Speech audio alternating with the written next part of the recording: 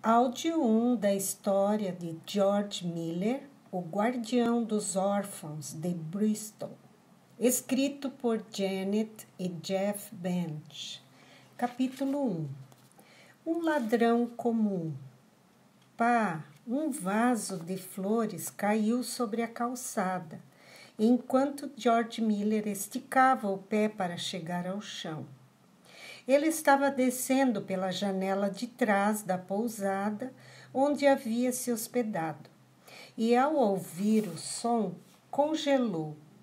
Após ter certeza de que ninguém o escutara, George baixou um dos pés suavemente sobre o chão de pedra, depois o outro. Com 16 anos, ele ergueu o corpo alto e magro até ficar totalmente de pé e olhou ao redor. Bem, murmurou para si mesmo em voz baixa. Estou a salvo. Agora é só cair fora daqui. Um momento depois, George percebeu que falara cedo demais. Policiais apareceram do outro lado da rua e começaram a correr em sua direção.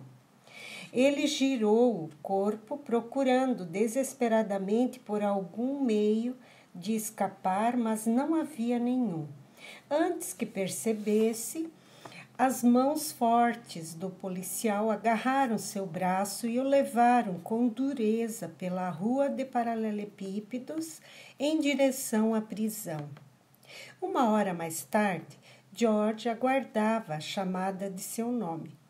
O banco de madeira sem encosto onde estava sentado era duro e desconfortável e as correntes à volta dos pulsos e tornozelos finos machucavam sua pele. Enquanto aguardava, o jovem pensava em quão chocado seu pai ficaria ao vê-lo acorrentado. Mas ele não ficaria mais chocado que o próprio George estava no momento. Ele fizera coisas desonestas, algumas vezes antes, mas esta era a primeira vez que havia sido pego. Ou melhor, a primeira vez que fora pego pela polícia.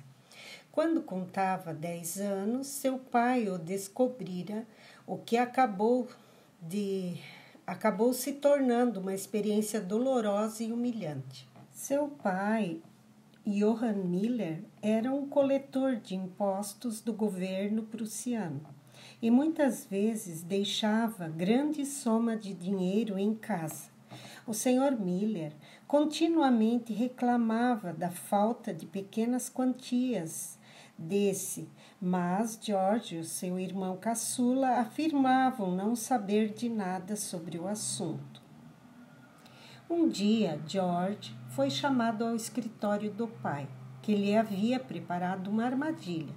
O Sr. Miller havia contado e separado uma quantidade de moedas deixadas no canto da mesa. Quando George chegou ao escritório, o pai fingiu que precisava ir a outro cômodo.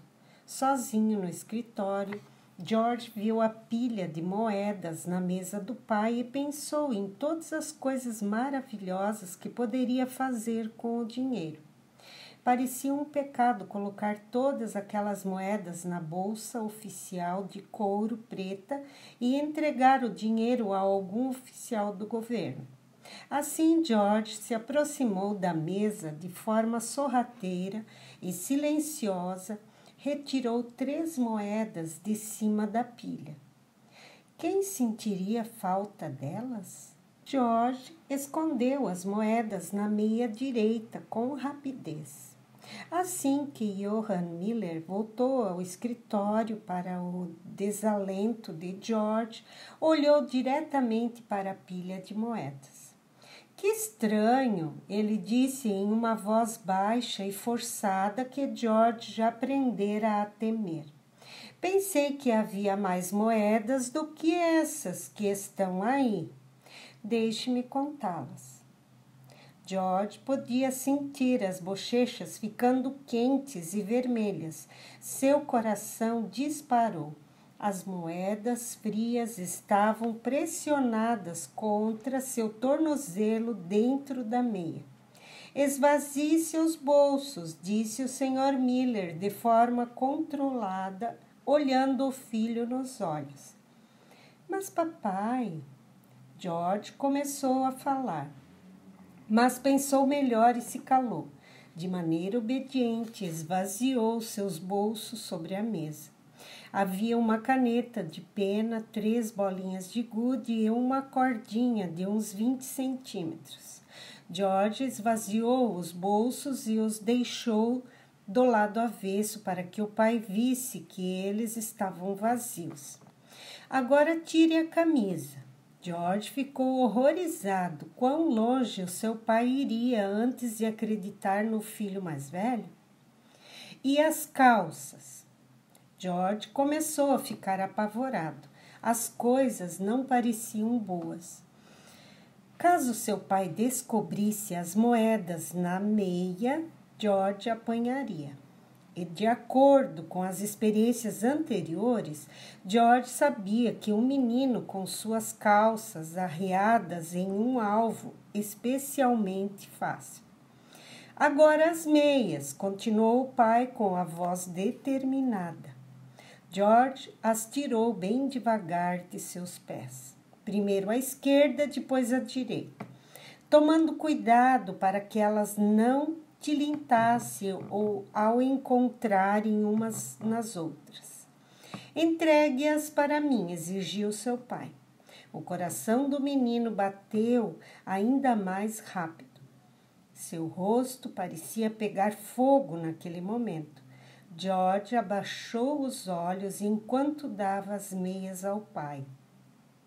Um segundo depois, seu pai explodiu.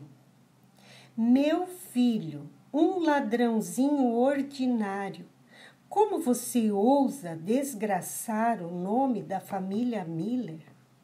Vem aqui agora. Ele pegou a vara que ficava em pé no canto do escritório. Vapt, vapt, vapt. A surra parecia durar para sempre. A dor era excruciante. George sentiu que as pernas começaram a ceder ao mesmo tempo em que a ira do pai diminuiu e a punição chegou ao fim. Você nunca mais vai roubar, me ouviu? Disse Johann Miller, chacoalhando os ombros do filho para enfatizar cada palavra. Sim, gaguejou George. Agora saia da minha frente, rugiu o pai, apontando a direção da porta. George juntou as roupas e andou meio que rastejando até a porta, não parando nem para se vestir. Naquele exato momento, ele não se importava com quem o visse. Seu traseiro latejava muito. Ele subiu até o quarto no 2º andar e trancou a porta atrás de si. Seguro dentro do quarto, caiu na cama e chorou toda a dor do seu coração. Enquanto eu viver, nunca mais farei isso. Prometeu a si mesmo, entre soluços, enquanto passava as mãos nos vergões, nas pernas e nádegas. George não prometera nunca mais roubar. Não, ele amava muito a emoção e a aventura de roubar para deixar de fazê-lo, sem mencionar a recompensa. O menino prometeu a si mesmo que jamais seria pego de novo. Roubar era estimulante, mas ser pego era doloroso e humilhante. Agora, 6 anos depois, ele fora pego de novo. Como pudera ser tão estúpido? Ele se fazia a mesma pergunta incessantemente enquanto aguardava sentado no banco de madeira na delegacia de polícia. Você, um policial exclamou apontando para George.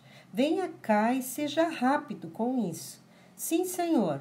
George respondeu, levantando-se o melhor que pôde com as correntes enroladas à sua volta. Enquanto se arrastava até a mesa, ergueu a cabeça mais alto e tentou parecer um jovem obediente, acusado de forma injusta. Nome? Perguntou o policial. Miller, senhor, George Miller. O policial escreveu em um livro enorme encadernado em couro. Data e local de nascimento. Ele perguntou quando terminou de escrever. Nasci em 27 de setembro de 1805 em Kroppenstadt, Prússia. O policial começou a escrever no livro de novo, parando apenas para recarregar a caneta em uma garrafinha de tinta da Índia. Enquanto observava, George se perguntava quanto o policial de fato sabia. Eles sabiam que ele havia passado uma semana em uma pousada em Brunswick e saíra de lá sem pagar antes de chegar ao Wolfenbüttel. Se não soubessem, George decidira manter a calma e não dar mais nenhuma informação além da que tivesse de dar. Depois de 3 horas de um interrogatório implacável, porém, ele confessou todos os seus crimes. Sim, ele passou uma semana em uma pousada cara em Brunswick e saiu sem pagar a conta. Sim, ele tentou fazer o mesmo em Wolfenbüttel ao escapar pela janela do hotel.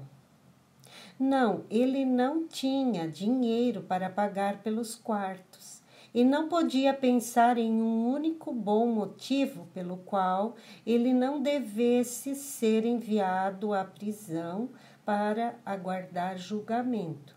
No dia seguinte, George estava sentado na cela cantarolando uma canção de Natal. Era Natal, mas o que isso importava agora? Ele passara os últimos 5 natais na escola clássica da catedral em Halberstadt, onde estudou latim, francês, os clássicos alemães e a aritmética. Tudo era simples lá. Desde que completara 12 anos, conseguiu escapar da escola durante a noite para ir para as festas, tomar cerveja, jogar cartas e frequentar casas de entretenimentos locais para tocar piano e violão. Depois de se formar, em vez de ir para casa, George decidiu fazer uma pequena viagem e assim seus problemas atuais começaram. Escreveu ao pai informando-o de que lhe pediram para ficar 2 semanas extras na escola a fim de cantar em um culto especial da igreja. Então pegou a estrada sem nenhum dinheiro e com a intenção de percorrer a Baixa Saxônia, o que por sua vez o levou à prisão. Como ele foi tão estúpido, George teve muito tempo para pensar na resposta. Os dias passaram e a única coisa que tinha a esperar era o pão preto e o mingau de aveia salgado que lhe davam na prisão 2 vezes por dia. Assim que completou uma semana na prisão, já conhecia cada centímetro da cela, das iniciais TW esculpidas na pedra acima de sua cama, até o sulco na parede que corria paralelamente às barras na janela até o prego no meio da dobradiça da espessa porta de madeira mais brilhante que as outras. George também se perguntou se seu pai havia recebido uma carta das autoridades informando-o do paradeiro do filho.